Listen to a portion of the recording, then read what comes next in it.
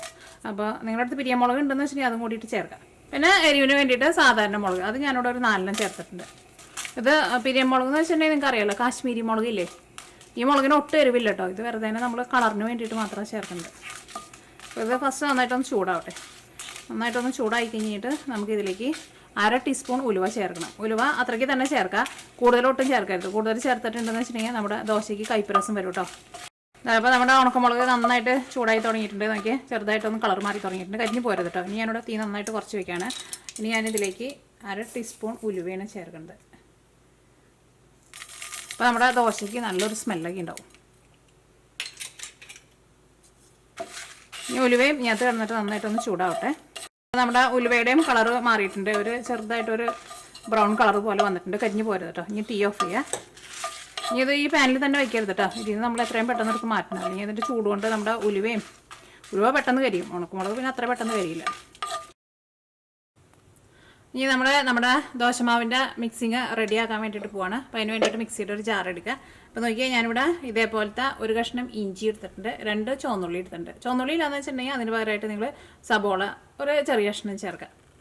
അപ്പോൾ ഇഞ്ചി നല്ല പൊടിയായിട്ട് കട്ട് ചെയ്തിട്ട് ഇടണം. അല്ലെങ്കിൽ നമുക്ക് ഇതിൻ്റെ കൂടെ അരഞ്ഞ് കിട്ടില്ല നമുക്ക്. അല്ലെങ്കിൽ ഒന്ന് നന്നായിട്ട് ചതച്ചിട്ട് ചേർത്താലും മതി. അല്ലെങ്കിൽ നല്ല കനം കുറച്ചിട്ട് കട്ട് ചെയ്തിട്ട് ചേർക്കുക. വലിയ പീസായിട്ട് ഇട്ടിട്ടുണ്ടെന്ന് വെച്ചിട്ടുണ്ടെങ്കിൽ ഫുള്ളായിട്ടാണ്ട് അറിയില്ല. ചുവന്നുള്ളി ചേർക്കുക. ഇതിലേക്ക് ഉണക്കമുളകും പിന്നെ ഉലുവയും ചേർക്കുക. നമ്മൾ ചൂടാക്കിയിട്ട് വെച്ചിട്ടുണ്ടായിരുന്നില്ലേ.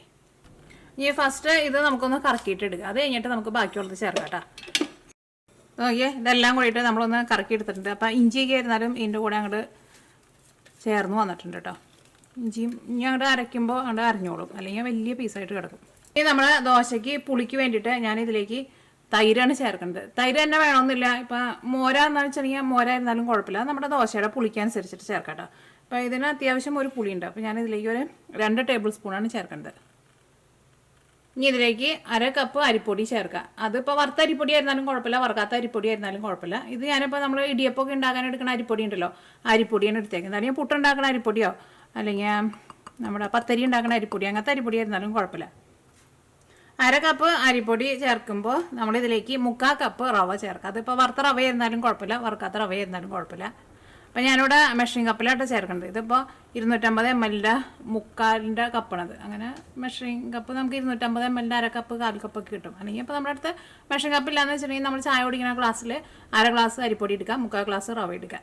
ഇനി നമുക്ക് അരച്ചിട്ട് എടുക്കണമല്ലോ, നല്ല പേസ്റ്റ് പോലെ ആക്കിയിട്ട് എടുക്കണം. അപ്പോൾ അതിന് വേണ്ടിയിട്ട് ഇതിലേക്ക് നമുക്ക് വെള്ളം ചേർക്കാം. ഫസ്റ്റ് നമ്മൾ കുറച്ച് വെള്ളം ചേർത്തിട്ട് നല്ല പേസ്റ്റ് പോലെ അരച്ചെടുക്കുക. അത് കഴിഞ്ഞിട്ട് പിന്നെ എല്ലാം കൂടിയിട്ട് നന്നായിട്ട് മിക്സായി കഴിഞ്ഞിട്ട് പിന്നെ നമുക്ക് അതനുസരിച്ചിട്ട് വെള്ളം ചേർത്തിട്ട് നമ്മുടെ ബാറ്റർ നമുക്ക് ലൂസാക്കിയിട്ട് എടുക്കാം. ഇതിനകത്ത് ഇപ്പോൾ നമ്മൾ കുറേ വെള്ളം അങ്ങോട്ട് ചേർത്തിട്ടുണ്ടെന്ന് വെച്ചിട്ടുണ്ടെങ്കിൽ നമ്മുടെ ഈ മുളകൊക്കെ ഒന്നുകൂടി നന്നായിട്ട് അരഞ്ഞ് ഇതിൻ്റെ കൂടെ ചേർന്ന് വരണമല്ലോ. അപ്പോൾ അങ്ങനെ കുറച്ച് വെള്ളം ഒഴിച്ച് കഴിഞ്ഞിട്ട് ഇതേപോലെ ഒന്ന് മിക്സ് ചെയ്ത് നോക്കാം. അപ്പോൾ അതനുസരിച്ചിട്ട് വെള്ളം ഇപ്പോൾ ചേർക്കാം. ഒന്ന് അരഞ്ഞ് കിട്ടാൻ ആവശ്യത്തിനുള്ള വെള്ളം ചേർക്കാം. കുറച്ച് ഇത് ഒന്നും കൂടി നല്ല പേസ്റ്റ് പോലെ അരച്ചിട്ടെടുക്കാം. ഇതാണ് നമ്മൾ അരച്ചെടുത്തേക്കണം മാവ്. അപ്പോൾ ഈ മാവ് കുറച്ച് ടൈറ്റായിട്ടാണ് ഇരിക്കുന്നത്. അപ്പോൾ നമുക്ക് ഇതിലേക്ക് കുറച്ചും കൂടി വെള്ളം ഒഴിച്ചിട്ട് ഇതൊന്ന് തിക്കാക്കിയിട്ട് എടുക്കാം. ഇതിലേക്ക് നമ്മൾ ആ കാശ്മീരി മുളക് ചേർത്തത് കൊണ്ടാട്ടോ നമുക്ക് ഇത്രയ്ക്ക് കളർ കിട്ടിയേക്കുന്നത്. അപ്പോൾ കാശ്മീരി മുളക് ഉണ്ടെന്ന് വെച്ചിട്ടുണ്ടെങ്കിൽ അതും കൂടി ചേർക്കാം. അത് ഒരു കളറിന് വേണ്ടിയിട്ടാണ് ചേർക്കുന്നത്. ഇപ്പോൾ ഇല്ലയെന്ന് വെച്ചിട്ടുണ്ടെങ്കിൽ സാധാരണ മുളക് ചേർത്തിട്ട് റെഡിയാക്കിയിട്ട് എടുക്കാം. ഇനിയിപ്പോൾ നിങ്ങളുടെ അടുത്ത് തൈരില്ല, നിങ്ങൾക്കിപ്പോൾ ഈ ദോശ ഉണ്ടാക്കണമെന്ന് വെച്ചിട്ടുണ്ടെങ്കിൽ പുളിക്ക് വേണ്ടിയിട്ട് കുറച്ച് നാരങ്ങ നീര് ചേർത്ത് കൊടുക്കാം. പക്ഷേ തൈര് ചേർക്കുന്നതായിരിക്കും കുറച്ചും കൂടി നല്ല ടേസ്റ്റ് ഉണ്ടാവുക. ഇത്തിരി കൂടി വെള്ളം ഒഴിക്കുക. കാരണം ഇങ്ങനത്തെ റവയാണല്ലോ നമ്മൾ ചേർത്തേക്കുന്നത്. ഇത് ഇരുന്നിട്ട് ഒന്നും കൂടി ഒന്ന് തിക്കായിട്ട് വരും. ഇതിലേക്ക് നമുക്ക് ആവശ്യത്തിന് ഉപ്പ് ചേർക്കാം. ഉപ്പ് ഫസ്റ്റ് കുറച്ച് ചേർക്കാം. അത് കഴിഞ്ഞിട്ട് നമ്മൾ മിക്സ് ചെയ്ത് കഴിഞ്ഞിട്ട് ടേസ്റ്റ് നോക്കാം. അതനുസരിച്ചിട്ട് ചേർത്താൽ മതി. കാരണം ഉപ്പെങ്ങാനും കൂടിയിട്ടുണ്ടെങ്കിൽ നമുക്കൊന്നും ചെയ്യാൻ പറ്റില്ല കേട്ടോ. അപ്പോൾ ഇതാണ് നമ്മുടെ ദോശ ഉണ്ടാക്കാനുള്ള മാവ്. ഇത് റെഡിയാക്കിയിട്ട് എടുക്കാൻ വേണ്ടി പ്രത്യേകിച്ച് വലിയ പണിയൊന്നുമില്ല. നല്ല ഈസി ആയിട്ട് പെട്ടെന്ന് റെഡിയാക്കിയിട്ട് എടുക്കുക. ഈ മാവ് നമുക്കൊരു അരമണിക്കൂർ റെസ്റ്റ് ചെയ്യാൻ വേണ്ടിയിട്ട് വയ്ക്കാം. ഇപ്പോൾ നോക്കിയേ, അവിടെ മാവ് അരമണിക്കൂർ റെസ്റ്റ് ചെയ്യാൻ വേണ്ടിയിട്ട് വെച്ചിട്ടുണ്ടായിരുന്നു. അപ്പോൾ ചിലപ്പോൾ അരമണിക്കൂർ കഴിഞ്ഞ് കഴിയുമ്പോൾ ഇതിലേക്ക് റവ ചേർത്തേക്കണത് കൊണ്ട് ചിലപ്പോൾ ഇത് തിക്കായിട്ട് വന്നിട്ടുണ്ടാവും. അങ്ങനെ വന്നിട്ടുണ്ടെന്ന് വെച്ചിട്ടുണ്ടെങ്കിൽ നിങ്ങൾ കുറച്ചും കൂടി വെള്ളം ചേർത്തിട്ട് ഒന്ന് മിക്സ് ചെയ്തിട്ട് എടുക്കണം. ഇതേപോലെ ഇനി ഇരിക്കണം. നോക്കിയേ, ഭയങ്കര വെള്ളം പോലെയല്ല, എന്നാൽ ഭയങ്കര തിക്കായിട്ട് ഇരിക്കുകയും ചെയ്യരുത്. ഇതേപോലെ ഇനി നമ്മുടെ ദോശയിലേക്ക് ചേർക്കാൻ വേണ്ടിയിട്ട് ഞാനിവിടെ സബോള നല്ല പൊടി പൊടിയായിട്ട് കട്ട് ചെയ്തിട്ട് എടുത്തിട്ടുണ്ട്. പിന്നെ സബോളയുടെ ഒപ്പം നിങ്ങൾക്ക് പച്ചമുളക് വേണമെന്ന് വെച്ചിട്ടുണ്ടെങ്കിൽ പച്ചമുളകും ചേർക്കാം. പിന്നെ ഇപ്പോൾ അത്യാവശ്യം നല്ല എരിവുണ്ട്. ഇനിയിപ്പോൾ വേണമെന്ന് വെച്ചിട്ടുണ്ടെങ്കിൽ പച്ചമുളകും ചേർക്കാം. അപ്പോൾ ഇനി നമ്മൾ ഇത് വെച്ചിട്ട് നമ്മുടെ ദോശ റെഡിയാക്കാൻ വേണ്ടിയിട്ട് പോകാം കേട്ടോ.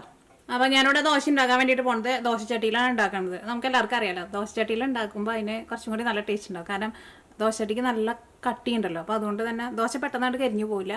നമുക്ക് തീ അത്യാവശ്യം നന്നായിട്ട് കൂട്ടി വയ്ക്കാൻ വേണ്ടിയിട്ട് പറ്റും. പിന്നെ നന്നായിട്ട് മൊരിഞ്ഞ് കിട്ടുകയും ചെയ്യും. അപ്പോൾ ദോശക്കല്ല് ഫസ്റ്റ് നന്നായിട്ട് ചൂടാവണം കേട്ടോ. അപ്പോൾ നന്നായിട്ട് ചൂടായിട്ടുണ്ട്. ഇങ്ങനെ വെള്ളം തെളിച്ച് കൊടുക്കുന്നത് നമ്മളിങ്ങനെ കണ്ടിട്ടില്ലേ കടകളിലേക്ക്. അതെന്തിനാണെന്ന് വെച്ചാൽ ഇങ്ങനെ വെള്ളം തെളിച്ചിങ്ങനെ കൊടുക്കുമ്പോൾ ആ ചൂട് ഈ ദോശക്കല്ലിൻ്റെ എല്ലായിടത്തും ഒരേപോലെ വരാൻ വേണ്ടിയിട്ട് അങ്ങനെ ചെയ്യുന്നത്. അപ്പോൾ അടിയിലെങ്ങാനും പിടിക്കണ ദോശക്കല്ലാന്ന് വെച്ചിട്ടുണ്ടെങ്കിൽ നിങ്ങൾക്ക് അറിയാമല്ലോ, കുറച്ച് ഓയിൽ ഒഴിച്ചിട്ട് ഒരു സബോള വെച്ചിട്ട് ഒന്ന് ചിരിച്ചിട്ട് കൊടുക്കുക. അത് നിങ്ങളെങ്ങനെ ചെയ്യാമെന്ന് വെച്ചിട്ടുണ്ടെങ്കിൽ അങ്ങനെ ചെയ്യാം. പിന്നെ ഇത് നമുക്ക് വലിയ ദോശയായിട്ട് വേണമെന്ന് വെച്ചാൽ അങ്ങനെ ഉണ്ടാക്കാം, ചെറിയ ദോശയായിട്ട് വേണമെന്ന് വെച്ചിട്ടുണ്ടെങ്കിൽ അങ്ങനെ ഉണ്ടാക്കാം. പിന്നെ ഓരോ പ്രാവശ്യം മാവ് എടുക്കുമ്പോൾ മാവ് ഒന്ന് മിക്സ് ചെയ്തിട്ട് വേണം എടുക്കാൻ വേണ്ടിയിട്ട്. അപ്പോൾ ഇനി നമ്മൾ മാവ് ഒഴിക്കാൻ വേണ്ടിയിട്ട് പോവാണ്.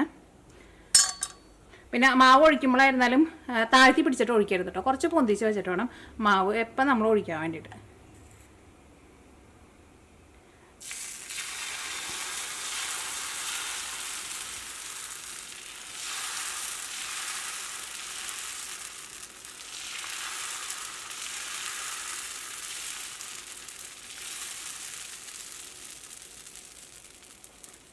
ഇനി ഞാൻ ഇതിൻ്റെ മുകളിലേക്ക് സബോള ഇട്ട് കൊടുക്കുകയാണ്. അത് നമ്മൾ പരത്തി കഴിഞ്ഞ വഴിക്ക് തന്നെ സബോള ഇട്ട് കൊടുക്കുക. പച്ചമുളക് വേണമെന്ന് വെച്ചിട്ടുണ്ടെങ്കിൽ കുറച്ച് പച്ചമുളക് ഇട്ട് കൊടുക്കുക.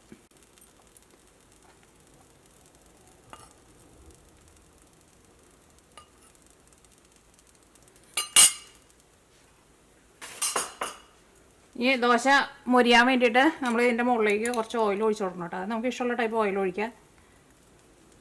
മുകളിലും കുറച്ച് ഒഴിക്കുക, സൈഡിൽ കൂടെയും കുറച്ച് ഒഴിച്ച് കൊടുക്കുക. അപ്പോൾ നമ്മുടെ ദോശ നന്നായിട്ട് മുരിഞ്ഞ് വരും. നോക്കിയേ, ഈ സബോള ഇങ്ങനെ ഒന്ന് അമർത്തി കൊടുക്കുക. അപ്പോൾ നമ്മുടെ ദോശയമ്മ അതിനെ പിടിച്ചുകൊണ്ടിരുന്നോളും. അപ്പോൾ നോക്കിയേ, ഇത് ഒരു സൈഡ് മുരിഞ്ഞിട്ടുണ്ടെങ്കിൽ നമ്മൾ മറ്റേ സൈഡ് തിരിച്ചാൻ വേണ്ടിയിട്ട് പോവാണ്. അപ്പോൾ നമ്മുടെ ഈ ചട്ടകം ഉണ്ടല്ലോ, ഈ ചട്ടകം ഇതിൻ്റെ ഈ ഒരു മുക്കാൽ ഭാഗം വരെയെങ്കിലും നമ്മൾ കൊണ്ടുപോകണം കേട്ടോ. എന്നിട്ട് നമ്മൾ തിരിപ്പിച്ചിട്ടിടണം. അപ്പോൾ അത് ഇങ്ങനെ ഒട്ടിങ്ങനെ വിട്ടു പോകാണ്ട് ഇങ്ങനെ നമുക്ക് സുഖമായിട്ട് നമുക്ക് തിരിച്ചിട്ട് ഇടാൻ വേണ്ടിയിട്ട് പറ്റും. നോക്കി ഇങ്ങനെ കൊണ്ടുപോകാം. എന്നിട്ട് ഇതാങ്ങനെ തിരിച്ചിടാം. ദോശ നന്നായിട്ട് സൈഡൊക്കെ നന്നായിട്ട് മൊരിഞ്ഞ് വന്നിട്ടുണ്ട് കേട്ടോ. നമ്മുടെ സവോളയ്ക്ക് അത്യാവശ്യം നന്നായിട്ട് മൊരിഞ്ഞിട്ടുണ്ട്. സവോളയ്ക്കൊക്കെ ആയിരുന്നാലും നല്ലൊരു കളറൊക്കെ വന്നിട്ടുണ്ട്. അപ്പോൾ അത് നമ്മുടെ ഇഷ്ടത്തിനനുസരിച്ചിട്ട് നമുക്ക് മൊരിച്ചിട്ട് എടുക്കാം കേട്ടോ. ഇത് നല്ല ചൂടോട് കൂടിയിട്ട് കഴിക്കണം കേട്ടോ. കഴിക്കുമ്പോൾ പാനിൽ നിന്ന് എടുത്തിട്ടുണ്ടെങ്കിൽ പ്ലേറ്റിലേക്ക് ഇടാം, പ്ലേറ്റിൽ നിന്ന് എടുത്തിട്ടുണ്ടെങ്കിൽ വായിലേക്ക് ഇടാം. അതേപോലെ ചൂടോട് കൂടിയിട്ട് കഴിക്കാം. ദോശയ്ക്ക് ആകുമ്പോൾ നമുക്കറിയാമല്ലോ, ചൂടാറിയിട്ടുണ്ടെങ്കിൽ ദോശയ്ക്ക് നമ്മൾ വിചാരിക്കുന്ന അത്രയ്ക്ക് ടേസ്റ്റ് ഉണ്ടാവില്ല. അപ്പോൾ ഈ നമ്മുടെ ദോശ നമ്മൾ എടുത്ത് മാറ്റാൻ വേണ്ടിയിട്ട് പോവാണ്. അപ്പോൾ നമ്മുടെ ഒണിയൻ ദോശ റെഡി ആയിട്ടുണ്ട്. ഇതാണ് നമ്മുടെ ഒണിയൻ ദോശ. ഞാൻ നോക്കിയേ, ഇപ്പോൾ നമ്മുടെ ഒണിയൻ ദോശ റെഡി ആയിട്ടുണ്ട്. അപ്പോൾ ഇത്രയ്ക്ക് മാവ് വെച്ചിട്ട് നമുക്കൊരു 9 അല്ലെങ്കിൽ 10 ദോശയായിട്ട് ഇത്രയ്ക്ക് വലിപ്പമുള്ള ദോശ റെഡിയാക്കാൻ വേണ്ടിയിട്ട് പറ്റും. ഈ ദോശ നമുക്ക് നല്ല ചൂടോട് കൂടിയിട്ട് കഴിക്കാമെന്ന് വെച്ചിട്ടുണ്ടെങ്കിൽ വേറെ പ്രത്യേകിച്ച് ചട്നിയോ ഒന്നും ആവശ്യമൊന്നുമില്ല.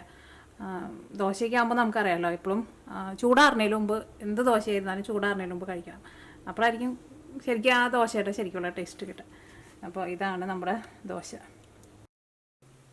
ഈ ദോശയുടെ നോക്കി സൈഡൊക്കെ ഇങ്ങനെ നന്നായിട്ട് മുരിഞ്ഞ് വന്നിട്ടുണ്ട് കേട്ടോ. പിന്നെ ഉള്ളിൽ നമ്മൾ സബോള ചേർക്കുമ്പോൾ ഓട്ടോമാറ്റിക്കായി അതിങ്ങനെ സോഫ്റ്റായിട്ട് വരും. അപ്പോൾ സബോള ചേർക്കാണ്ട് എടുത്തിട്ടുണ്ടെന്ന് വെച്ചിട്ടുണ്ടെങ്കിൽ നല്ല മൊരിച്ചിട്ട് തന്നെ നമുക്ക് റെഡിയാക്കിയിട്ട് എടുക്കാൻ വേണ്ടിയിട്ട് പറ്റുള്ളൂ. അപ്പോൾ ഞാൻ ഒന്ന് കഴിച്ചോട്ടെ. സൈഡൊക്കെ നന്നായിട്ട് മുരിഞ്ഞിട്ട് ഇരിക്കുന്നത്. നല്ല ടേസ്റ്റ് ഉണ്ട് ശരിക്കും കഴിക്കാൻ വേണ്ടിയിട്ട്.